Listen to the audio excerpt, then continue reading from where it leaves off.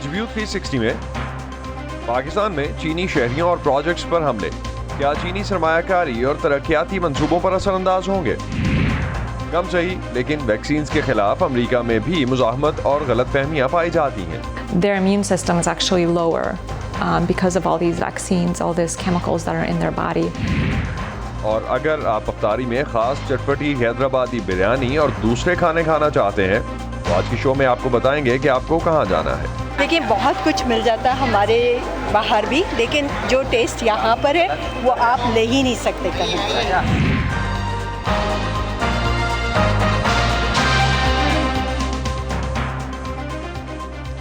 Voice of امریکہ کے Washington studios میں آپ سب کو خوش آمدید۔ آپ دیکھ رہے ہیں پروگرام ویو 360 اور میں ہوں اسد اللہ خالد۔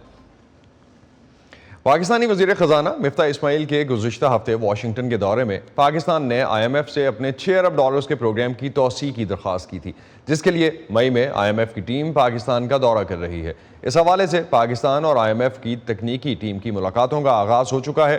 ان ملاقاتوں کی تفصیل جانتے ہیں ارم عباسی سے، جو کیپٹل ہل سے ہمیں جوائن کر رہی ہیں۔ ارم، کیا ایجنڈا ہے ان ملاقاتوں کا اور اب تک کیا طے پایا ہے؟ جی اسد، یہ میٹنگز جو ہیں یہ ملاقاتیں ورچوئل ہونے والی ہیں۔ ڈی سی سے آئی ایم ایف کے اہلکار اور اسلام آباد سے پاکستان کے اہلکار جو ہیں وہ شامل ہوں گے۔ آج ان ملاقاتوں کا آغاز ہوگا۔ میری خود اب سے کچھ دیر پہلے جب joint secretary of finance division Saifullah Dogar سے بات ہوئی تو انہوں نے آج کی ملاقات کے بارے میں جن ایریاز پہ، جن ٹاپکس پہ، جن موضوعات پر بات ہوگی ان کے بارے میں بتایا ہے کہ ایکسٹرنل فائنینس جو ہے اس پر آج بات کی جائے گی، ساتھ ہی ساتھ بجٹ کے نمبرز آئی ایم ایف کو دیے جائیں گے، کارپوریٹ فائنینس جو ہے وہ بھی زیر بحث ہے، اور ساتھ ساتھ قرضوں کے حوالے سے انہوں نے کہا کہ آج کی ملاقات میں بات ہوگی۔ اسد، 7th ریویو کے لیے یہ ملاقاتیں ہو رہی ہیں۔ جب یہ ملاقاتیں تعطل کا شکار ہوئیں تو اب ان جو تکنیکی ملاقاتیں، تکنیکی اہلکاروں کی ملاقاتیں ہو رہی ہیں، اس کا کوئی اسکیجول نہیں ہے، کوئی طے شدہ ٹائم اور ڈیٹ نہیں ہے، لیکن آج سے ان ملاقاتوں کا آغاز ہو گیا ہے تاکہ مئی میں جب آئی ایم ایف کا مشن پاکستان جائے گا اور وہ اپنی مالی امداد جب پاکستان کو دے گا، مالی یا قرضے جو پاکستان کو دے گا، اس کے لیے جتنا بھی ریویو، جتنا بھی ان کو فگرز، جو بھی ان کو معلومات چاہیے، اب تک جو وقت ہے پاکستان کے پاس وہ آئی ایم ایف کو یہ معلومات مہیا کرنے کے لیے ہے۔ تو آئی ایم ایف کی طرف سے آج خطے کی معاشی آؤٹ لک بھی جاری کی گئی ہے۔ خطے کے دوسرے ممالک کے مقابلے میں پاکستان کے لیے مہنگائی کی کیا پروجیکشنز ہیں اور پاکستان کی اپنی پروجیکشن سے کتنا مختلف ہیں یہ؟ جی بالکل اسد، جیسا کہ اس وقت پاکستان میں 12 سے بھی زیادہ مہنگائی جو ہے اس کی شرح ہے، اور یہ شرح خطے میں جو دوسرے ملک ہیں اس میں سب سے زیادہ ہے۔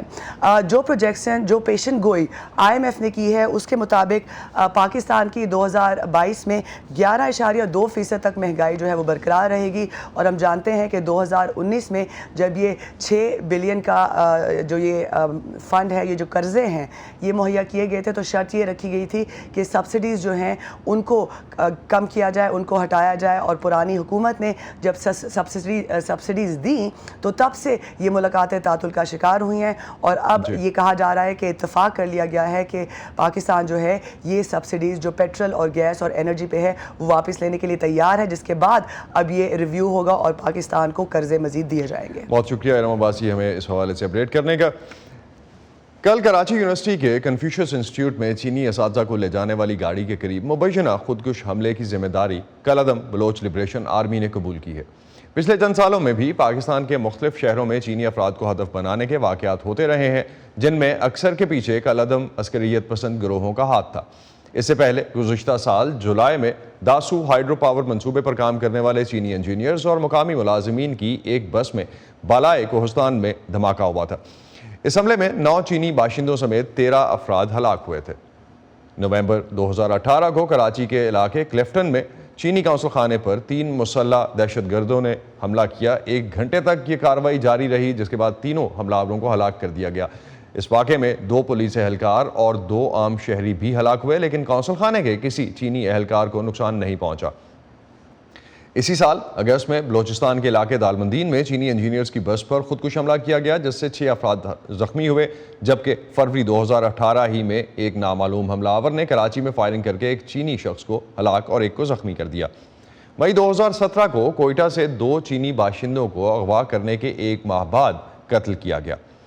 ان حملوں پر تجزیے کے لیے اس وقت ہمیں جوائن کر رہے ہیں سنگاپور سے سیکیورٹی امور کے ماہر عبدالباسط. ان سے کراچی میں چینی شہریوں پر حملے کے محرکات پر مزید بات کرتے ہیں.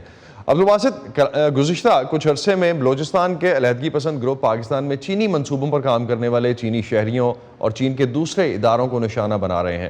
اس کے علاوہ ٹی ٹی پی اور داعش خراسان بھی حملے کر رہے ہیں. سیکیورٹی کی اس خراب صورتحال اور ان واقعات سے چینی سرمایہ کاری اور سی پیک کے منصوبوں پر کیا اثر پڑ سکتا ہے؟ کافی تشویش پائی جاتی ہے ان حملوں کو لے کے، اور اس سے جو زیادہ الارمنگ بات ہے وہ یہ ہے کہ یہ دھماکے نہ صرف تواتر سے زیادہ ہو رہے ہیں بلکہ ان کی انٹینسٹی بھی پہلے سے کافی بڑھ گئی ہے. یعنی جو کل کا واقعہ اس میں دیکھیں تو یہ ایک سوسائڈ بومنگ ہے جس میں ایک فیمیل سوسائڈ بومبر جو ہے وہ سامنے آئی ہیں. تو جیسے جیسے وقت گزرتا جا رہا ہے سیکیورٹی کے حالات پاکستان میں وہ ڈیٹیریوریٹ کر رہے ہیں، جس کی وجہ سے جو سی پیک کی سیکیورٹی ہے یا جو چائنیز نیشنل ان پروجیکٹس پہ کام کر رہے ہیں ان کی سیکیورٹی پہ بھی ایک بڑا سوالیہ نشان اٹھنا شروع ہو گیا ہے. اور ان سب کے پیچھے جو محرکات ہے، پرٹیکولرلی یہ جو بلوچ سیپریٹسٹ گروپ ہے، ان کی جو محرومیاں ہیں ان کا ازالہ نہ ہونا اور ان کی جیسے جیسے ان کی جو شکایات ہے وہ بڑھتی گئی ہیں، تو اس کے ساتھ ساتھ ان جو حملے ہیں ان کی شدت میں بھی اور ان کی تعداد میں بھی اضافہ ہو گیا ہے. اور اب ہم جو ہے ان کے اندر خودکش بم دھماکوں کا رجحان جو ہے یہ تواتر کے ساتھ دیکھنا شروع ہو گیا. یعنی باسط ایک چیز اگر ہم اس کو فردر کنیکٹ کریں، کیونکہ بلوچستان میں جو کامپریس گرو آپ کہہ رہے ہیں کہ صوبے میں اس طرح سے کام کر رہے ہیں اور ان کی یہ ایکٹیویٹیز بڑھی ہیں، تو صوبے میں چینی منصوبوں سے کیوں زیادہ ناخوش ہیں؟ سیندک کے منصوبے پر بھی غیر ملکی کمپنیاں ہی کام کریں گی، کیا اس کی سیکیورٹی کے بارے میں بھی تشویش ہونی چاہیے؟ اوور آل ایک انسیکیورٹی کی جب سچویشن ہوتی ہے تو جتنے پروجیکٹس اس انوائرمنٹ کے اندر ہوتے ہیں ان کی سیکیورٹی پہ سوالیہ نشان خود بخود اٹھ جاتے ہیں. جو مین ان کی وجوہات ہیں ایلینیشن کی، اس کے اندر یہی ہے کہ یہ ایکسکلوڈڈ فیل کرتے ہیں. یعنی آپ یہ دیکھیں کہ گوادر کے اندر سی پیک جو ہے وہ گوادر میں جا کے کلمینیٹ ہوتا ہے شنجیانگ سے شروع ہو کے، لیکن گوادر کی آپ لوکل اکانومی کو دیکھ لیں یا گوادر ایک چھوٹا سا صوبہ ہے، اس کی آپ آبادی کے اندر دیکھ لیں جو سہولیات کا فقدان ہے، وہ ہیلتھ کی ہوں، وہ ایجوکیشن کی ہوں، کلین ڈرنکنگ واٹر کی ہوں یا الیکٹریسٹی کی ہوں، یا جو لوکل فشریز کی انڈسٹری ہے اس کے اندر جو ان کے حقوق تھے کہ وہ گوادر کے پانیوں میں جا کے اپنی فشریز کر سکتے، وہ ان کو نہیں دی گئی. ہم نے وہاں پہ پروٹیسٹ بھی دیکھے. تو جو گیم چینجر کا ایک تاثر تھا وہ لوکل جو آبادیاں ہیں بلوچستان کی ان کے اندر تو اس طریقے سے نہیں ہے. جب نہیں ہے تو وہ جو شدت ہے غم و غصے کی وہ پھر اسپل اوور کرتی ہے انسرجنسی میں، شدت پسندی میں، یا جو بھی ملیٹنسی ہم دیکھ رہے ہیں. تو آپ کے خیال میں یہ چیزیں جو ہے یہ ٹریگر کر رہی ہیں. تو پاکستان بی ایل اے کے حوالے سے بھارت کی پشت پناہی کے جو الزام لگاتا آیا ہے، اس طرح کے واقعات سے کیا پاکستان میں نئی حکومت کی ہمسایہ ممالک سے تعلقات بہتر کرنے کی ممکنہ کوششیں بھی متاثر ہو سکتی ہیں؟ فرق تو پڑ جاتا ہے ضرور اس طرح کے واقعات سے، اور اس میں بھی کوئی شک نہیں ہے کہ اس طرح کی ایویڈنس موجود ہیں. جو 2010 میں شرم الشیخ میں اس وقت کے جو پاکستانی وزیر اعظم تھے یوسف رضا گیلانی اور منموہن سنگھ انڈیا کے جو پرائم منسٹر تھے، ان کے درمیان جو ایک کمیونیکے تھا اس میں جو انڈیا کی انٹرفیئرنس ان بلوچستان وہ at the highest level officially acknowledged ہے. تو اس سے تو کوئی ڈینائی نہیں کیا جا سکتا. لیکن یہاں پہ جو فنڈامنٹل بات ہے وہ یہ ہے کہ یہ پرائمریلی ایک بلوچستان کا اندرونی مسئلہ ہے. اس کو اگر اس طرح فریم کیا جائے کہ یہ انڈیا کی فنڈنگ سے یہ ہو رہا ہے تو آئی تھنک یہ بیسک فیکٹس کو ڈسٹارٹ کرنے کی بات ہوگی. جو پرائمری فیکٹر ہیں، جو فنڈامنٹل ریزنز ہیں، وہ بلوچوں کی ایلینیشن کے ساتھ ریلیٹڈ ہے. انڈیا کی فنڈنگ یا کوئی بھی جو اور ایکسٹرنل ایلیمنٹ ہے وہ ان کو ایک سرٹن لیول تک سپورٹ دے دیتے ہیں یا اسسٹ کر دیتے ہیں، لیکن وہ ان کے محرکات نہیں ہیں. ان کے مین محرکات بلوچستان کے اندر موجود ہیں، اور ان کو حل کرنے کے لیے جو ہے وہ ایک ہیومنسٹ اینڈ پولیٹیکل اپروچ کا ہونا بہت ضروری ہے، جس کا بھی بلوچستان میں کافی فقدان ہے. اور جو ڈیولپمنٹ کے پروجیکٹس جو بھی ہو رہے ہیں بلوچستان میں، ان میں بلوچوں کا حصہ ہونا یا ان کا حصہ جو ہے وہ اس چیز کو ایڈریس کر پائے گا. بہت شکریہ عبدالباسط آپ کا اس حوالے سے ہم سے بات کرنے کا، اور اس پہ سولوشن جس طرح کہ آپ نے بتایا وہ ہم نے ڈیفینیٹلی اس پہ کمیونیکیٹ کیا، اور اسی طرح سے آپ نے کہا کہ یہ جو چیزیں ہیں یہ شاید لوکل گریوینسز کو ایڈریس کرنے سے حل ہو سکتی ہیں. امریکی حکومت نے اقوام متحدہ کی انسانی حقوق کی کونسل کے غیر جانبدار ماہرین کی ٹیم کے اس بیان پر سخت رد عمل دیا ہے، جس میں کہا گیا ہے کہ بعض امریکی پالیسیاں افغان عوام بالخصوص خواتین اور بچوں کی تکلیفوں میں اضافے کا باعث بن رہی ہیں۔ ماہرین کے پینل کے مطابق امریکہ میں $7 ارب کے افغان اثاثوں کا منجمد کیا جانا اور طالبان پر بین الاقوامی مالی پابندیوں کا نفاذ افغانستان کے انسانی بحران کو مزید سنگین کرنے کی وجہ بنا۔ ماہرین کا کہنا ہے کہ باوجود اس کے کہ صنف کی بنیاد پر خواتین اور بچیوں کے خلاف تشدد ایک دیرینہ مسئلہ رہا ہے، امریکی اقدامات، خشک سالی اور افغانستان کے موجودہ حکمرانوں کی پالیسیوں کی وجہ سے اس میں اضافہ ہوا ہے۔ امریکی محکمہ خارجہ کے ترجمان نے اس بیان کو غلط قرار دیتے ہوئے اسے اقوام متحدہ کے رہنما اراکین کی رائے سے متضاد قرار دیا ہے، جس میں افغان اثاثوں کے بارے میں صدر بائیڈن کے 11 فروری کے ایگزیکٹو آرڈر کا خیر مقدم کیا گیا تھا۔ اس وقت افغانستان میں ایسے افراد کی سب سے بڑی تعداد موجود ہے جو غذائی عدم تحفظ کا شکار ہیں۔ ڈونرز کی طرف سے افغانستان کے لیے $2.4 ارب کا وعدہ تو کیا گیا ہے، لیکن یوکرین جنگ کی وجہ سے اب تک اس رقم کا تقریباً 13% ہی اکٹھا ہو سکا ہے۔ افغان پناہ گزین بچوں کی ایک بڑی تعداد ایک عرصے سے پاکستان میں اپنی تعلیم جاری رکھے ہوئے ہے، لیکن گزشتہ سال افغانستان میں حکومت کی تبدیلی کی وجہ سے فلاحی اداروں کی مدد سے چلنے والے پاکستان میں موجود یہ تعلیمی ادارے بھی متاثر ہوئے ہیں، جس میں لڑکیوں کی تعلیمی سرگرمیاں خاص طور پر متاثر ہو رہی ہیں۔ تفصیل جانتے ہیں پشاور سے عمر فاروق کی اس رپورٹ میں۔ اقوام متحدہ کا پناہ گزین کا ادارہ UNHCR پاکستان میں مقیم افغان باشندوں کی تعلیم کے لیے سرگرم ہے۔ اس وقت خیبر پختونخوا میں الٹرنیٹ لرننگ پاتھ ویز کے نام سے 54 ایسے تعلیمی ادارے موجود ہیں جو 2000 ایسی افغان لڑکیوں کو تعلیم دے رہے ہیں جو گھروں سے باہر نکل کر تعلیم حاصل نہیں کر سکتی۔ اس کے باوجود افغانستان میں طالبان حکومت کے قیام کے بعد سے بہت سے افغان بچوں کو تعلیم کے حصول میں مشکلات کا سامنا ہے۔ جب طالبان نے افغانستان پر کنٹرول حاصل کیا تو ہمیں وہاں سے نکلنا پڑا۔ اب وہاں لڑکیوں کے لیے تعلیم کے دروازے بند ہیں، اسی لیے ہم وہاں سے نکل آئے، کیونکہ ہم چاہتے تھے کہ ہم تعلیم حاصل کریں اور اپنا مستقبل بہتر بنا سکیں۔ ہم وہاں سے اپنے ڈاکیومنٹس تک نہ لا سکے اور اسی وجہ سے ہمیں یہاں کافی مشکلات پیش آئیں۔ عالیہ محمدی کو افغانستان میں طالبان حکومت آنے کے بعد پاکستان آنا پڑا۔ یہ صرف عالیہ محمدی کی کہانی نہیں بلکہ ہزاروں افغان لڑکیوں کی کہانی ہے، جن کے لیے نہ صرف افغانستان میں بلکہ پاکستان میں بھی تعلیم کے خاطر خواہ مواقع موجود نہیں۔ کئی بچیاں غربت کے باعث تعلیم ادھوری چھوڑنے پر مجبور ہیں۔ ہم چاہتے ہیں کہ ہمارے اسکول میں سے ہمیں نوٹ بک ملے، بکس ملے، پینسل، یہ چیزیں اکثر لوگ نہیں دے سکتے۔ یہ چیزیں ہماری کلاس میں بھی زیادہ لوگ غریب ہیں، تو اس لیے میں چاہتی ہوں کہ ہم سب کی مدد کریں۔ پشاور میں قائم حضرت مریم اسکول افغان مہاجرین بچوں کو افغان نصاب کے مطابق تعلیم فراہم کرتا ہے۔ اسکول کے پرنسپل امان اللہ نصرت کہتے ہیں کہ عالمی اداروں کے تعاون کی کمی کی وجہ سے اب انہیں بچوں سے فیس لینی پڑ رہی ہے۔ پہلے عالمی ادارے اور NGOز ہماری معاشی مدد کرتے تھے، ہمیں کتابیں اور یونیفارم مہیا کرتے تھے۔ اس وقت ہمارا یہ اسکول بھی IRC کے ایک پروجیکٹ کا حصہ تھا، اس وقت ہم فیس نہیں لیتے تھے۔ پاکستان میں افغان نصاب پڑھانے والے اسکولوں کی اسناد افغان حکومت جاری کرتی تھی، مگر اب افغان طالبان کے ملک پر قبضے کے بعد سے ان اداروں کا نظام بھی بری طرح متاثر ہوا ہے۔ ہمارے طلبہ کی ڈگریاں افغانستان کی حکومت کی طرف سے آتی ہیں۔ پہلے ہم یہاں سے ڈاکیومنٹ بھیجتے تو افغانستان سے ان کی ڈگریاں آ جایا کرتی تھیں، لیکن وہاں اب کچھ مشکلات ہیں، کام کرنے والا عملہ نہیں آ رہا، شاید اسی وجہ سے اب ڈگریاں آنے میں 1 سال تک کا وقت لگ گیا ہے۔ یوکرین اور روس کی جنگ کے باعث عالمی امدادی اداروں کی توجہ یوکرینی پناہ گزینوں پر مرکوز ہے، لیکن پاکستان میں موجود افغان طلبہ کا کہنا ہے کہ عالمی اداروں کو چاہیے کہ وہ ان کی مدد کرے تاکہ انہیں اپنی تعلیم مکمل کرنے کا موقع مل سکے۔ Umar Farooq, Voice of America, Peshawar.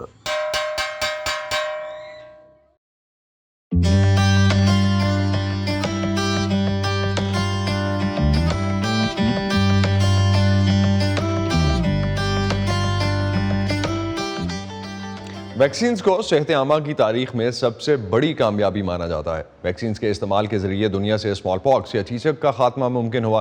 Wild polio virus کو دنیا سے تقریباً ختم کر دیا گیا، لیکن امریکہ میں بیماریوں کی روک تھام کے ادارے کے مطابق حالیہ کچھ عرصے میں بچوں کو معمول کی ویکسین لگوانے کی شرح میں تیزی سے کمی آ رہی ہے۔ جانتے ہیں اس کی وجہ کیا ہے۔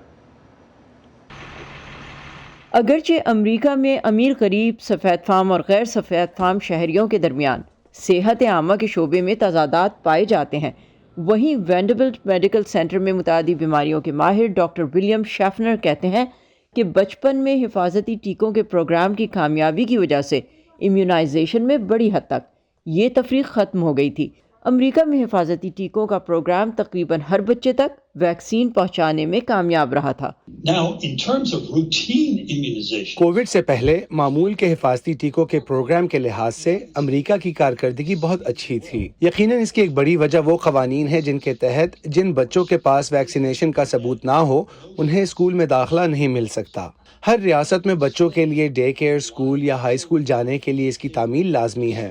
ویکسینیشن نہ کروانے کے لیے کچھ حالات میں استثناء مل سکتا ہے، لیکن اس سے استفادہ کرنے والے افراد اقلیت میں تھے، اس لیے ہمارے پاس ویکسین لینے والوں کی شرح بہت زیادہ تھی۔ امریکہ میں بیماریوں کی روک تھام کے ادارے CDC کا کہنا ہے جہاں ویکسینز متعدی بیماریوں کے خلاف بہترین دفاع ہیں، وہیں کوئی بھی ویکسین ہر ایک کے لیے 100% محفوظ یا مؤثر نہیں ہے، کیونکہ ہر فرد کا جسمانی رد عمل مختلف ہوتا ہے۔ کیتھرین لیٹن کے دونوں بچوں کو بھی ویکسین دی گئی تھی۔ وہ کہتی ہیں ان کے دونوں ہی بچوں کو ویکسین لینے کے بعد شدید سائیڈ ایفیکٹس لاحق ہوئے۔ میرے بیٹے کو 12 ماہ کی عمر میں MMR ویکسین لگائی گئی، جس کے بعد اس کی دوڑنے کی صلاحیت ختم ہو گئی۔ وہ مسلسل گرتا پڑتا رہتا تھا، وہ انتہائی بے ڈول سا ہو گیا اور بولنے کی صلاحیت کھو بیٹھا۔ اس کے بعد 18 ماہ کی عمر میں اسے آٹزم تشخیص ہوا۔ اسی زمانے میں میرا چھوٹا بیٹا پیدا ہوا۔ بچوں کے امراض کے ماہر نے مجھے بتایا کہ یہ مرض جینیاتی ہے اور شاید میں نے اس کی علامات پر دھیان نہیں دیا۔ لیکن وہ کہتی ہیں ان کے دوسرے بچے کے ساتھ بھی یہی ہوا کہ وہ ویکسین لینے سے پہلے تک تو نارمل تھا، لیکن کیتھرین کے مطابق ویکسین لینے کے بعد ان کے چھوٹے بیٹے کو شدید آٹزم تشخیص ہوا۔ میں نے ان کے محفوظ ہونے کے بارے میں کچھ ڈیٹا دیکھنا شروع کیا، خاص طور پر پلاسیبو کنٹرولڈ اسٹڈیز، اور پتہ چلا کہ وہ ہیں ہی نہیں۔ اور اس کے بعد میں ان سوالوں کے جواب تلاش کرنے میں انتہائی سرگرم ہو گئی جن کے جواب میرے پاس نہیں تھے۔ اب وہ اپنے جیسے والدین کو معلومات فراہم کرنے کے لیے informed consent action network چلاتی ہیں۔ بیماریوں کی روک تھام کے امریکی ادارے کے مطابق امیونائزیشن کی کامیابی کے لیے یہ یقینی بنانا بہت ضروری ہے کہ ویکسینز محفوظ ہوں۔ یہی وجہ ہے کہ امریکی خوراک اور ادویات کے ادارے FDA کے ماہرین کسی بھی ویکسین کی منظوری سے پہلے اس کے مؤثر اور محفوظ ہونے کو مکمل طور پر جانچتے ہیں۔ اس کے باوجود امریکہ میں ویکسین سے استثناء مانگنے والے والدین کی تعداد میں تیزی سے اضافہ ہوا ہے۔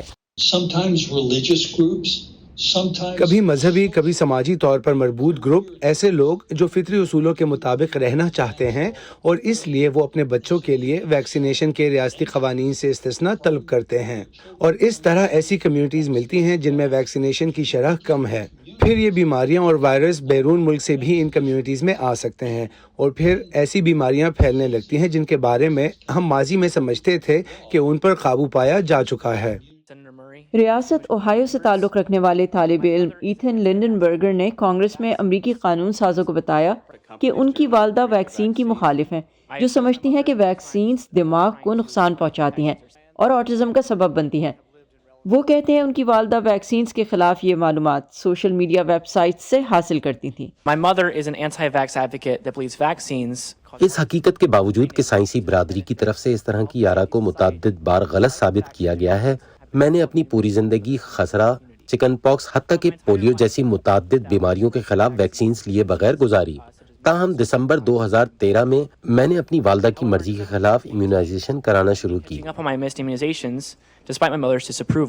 ڈاکٹر شیفنر کہتے ہیں کہ ویکسین انسانوں کا ایجاد کردہ بیماریوں سے بچاؤ کا سب سے کامیاب ذریعہ ہے، اور اصل کامیابی ویکسین کو لینا ہے، اور اس کے لیے ہمیں خود کو یہ یاد دلاتے رکھنا چاہیے کہ ان بیماریوں کو اپنے بچوں سے دور رکھنے کے لیے ہمیں حفاظتی ٹیکے لگوانے کی ضرورت ہے۔ Saba Shah Khan, Voice of America, Washington. America, جو ملک ہے خوابوں کا، اپنے خوابوں کو حقیقت بنانے والوں کا، اپنی ایجاد سے دنیا بدلنے والوں کا، تحقیق، تجربات اور ٹیکنالوجی سے ہم سب کو نئی راہ دکھانے والوں کا، کچھ کر گزرنے کا جذبہ لیے اپنے کل روشن بنانے والوں کا۔ ایسے ہی ڈریمرز اور اچیورز کی کہانیاں دیکھیے ویو 360 میں آج نیوز پر۔ اور آج رمضان اسپیشل میں آپ کو لیے چلتے ہیں کراچی میں حیدرآباد کالونی کی اچار گلی۔ جو اپنے چٹخارے دار حیدرآبادی کھانوں کے لیے مشہور ہے۔ رمضان میں اس گلی کی رونقیں کچھ اور بھی بڑھ جاتی ہیں جب افطار کے لیے یہاں حیدرآبادی بریانی، حریص اور دیگر چٹپٹے کھانے مل رہے ہوتے ہیں۔ اس فوڈ سٹریٹ کی سیر کروا رہی ہیں سدرا ڈار اور خلیل احمد۔ یوں تو کراچی میں کئی فوڈ اسٹریٹ ہیں جو اپنے مزیدار کھانوں اور ذائقوں کی وجہ سے جانی جاتی ہے، لیکن یہاں پر ایک ایسی بھی فوڈ اسٹریٹ ہے جو اپنے چٹخارے دار اور تیکھے ذائقوں کی وجہ سے مشہور ہے۔ ہم آپ کو لے کے چلتے ہیں حیدرآبادی گلی میں، جہاں رمضان میں رونق کچھ اور بھی زیادہ بڑھ جاتی ہے۔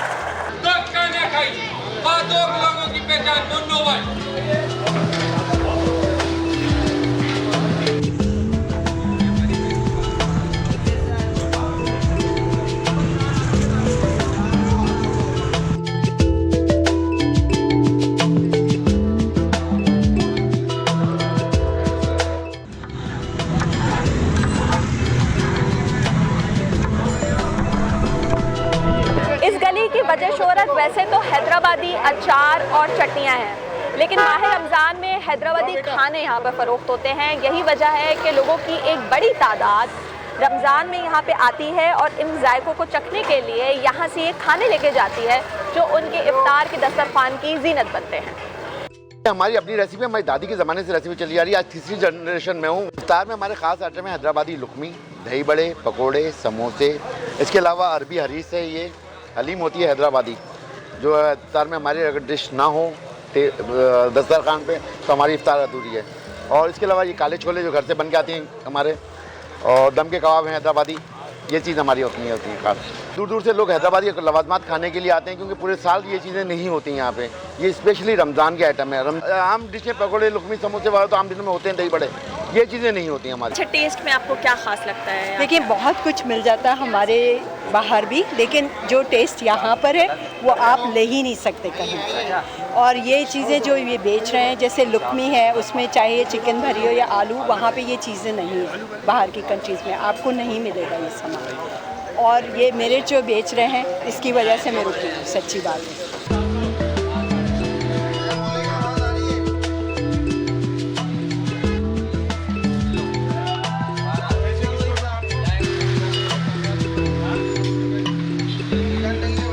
88-87 کی بات ہے، یہ ہم چھوٹے تھے تو 2.5 روپے کی پلیٹ ہم سیل کرتے تھے، آج یہ 150 روپے کی پلیٹ ہم سیل کر رہے ہیں۔ 16-17 گھنٹے کا پروسیس ہے، پوری رات گندم اور گوشت پکتا ہے، پھر صبح اس کو ہم توڑتے ہیں، گوشت کو ریشہ کرتے ہیں، پھر گندم پہ ڈال کے اس کی گھٹائی کرتے ہیں، پھر مسالہ بناتے ہیں، تو 2-2.5 گھنٹے صبح کا پروسیس ہے، پوری رات کا یہ گوشت گلنے کا اور گندم گلنے کا پروسیس ہے۔ پورے سال نہ بیچنے کی وجہ یہی ہے کہ جو ایک سال میں جو آتا ہے نا ٹرن اوور، تو اس کی عزت اور ویلیو زیادہ ہے۔ اگر ہم پورے سال بیچیں گے تو وہ عام چیز ہو جائے گی۔ افطار کا وقت اب قریب ہے اور آپ دیکھ رہے ہیں کہ رش بھی بڑھتا جا رہا ہے، تو ہم نے بھی افطار کا سامان لے لیا ہے تاکہ ہم بھی گھر وقت پر پہنچ سکیں اور پہلی بار حیدرآبادی افطار سے لطف اندوز ہو سکیں۔ Sidra Dar, Voice of America, Karachi. اب آپ کے لیے تو یہ افطار آپ کو خود ہی لانا پڑے گا، اور یہ کل ہو سکتا ہے۔ آج کی افطار تو آپ کی ہو چکی ہے، جو بھی آپ نے ارینجمنٹ کیے ہوں گے اب تک ہو چکے ہوں گے، تو کل کی افطاری کے لیے آپ کے پاس انٹرسٹنگ آئیڈیاز ڈیفینیٹلی موجود ہیں۔ اس پر ختم کرتے ہیں آج کا ویو 360۔ اسٹے سیف، اور پاکستان اور خطے سمیت دنیا بھر کی اہم خبروں اور دلچسپ معلومات کے لیے آپ آ سکتے ہیں ہماری ویب سائٹ urduvoa.com پر۔ یہ سارا کانٹینٹ آپ کو ملے گا ہمارے سوشل میڈیا پلیٹ فارمز پر بھی، facebook.com/VOA Urdu، یوٹیوب پر ہمارا چینل ہے VOA Urdu کے نام سے، اور ٹویٹر انسٹاگرام پر ہمارا ہینڈل ہے @VOA Urdu۔ اب تک کے لیے اتنا ہی، اسد اللہ خالق کو اجازت دیجیے، خدا حافظ۔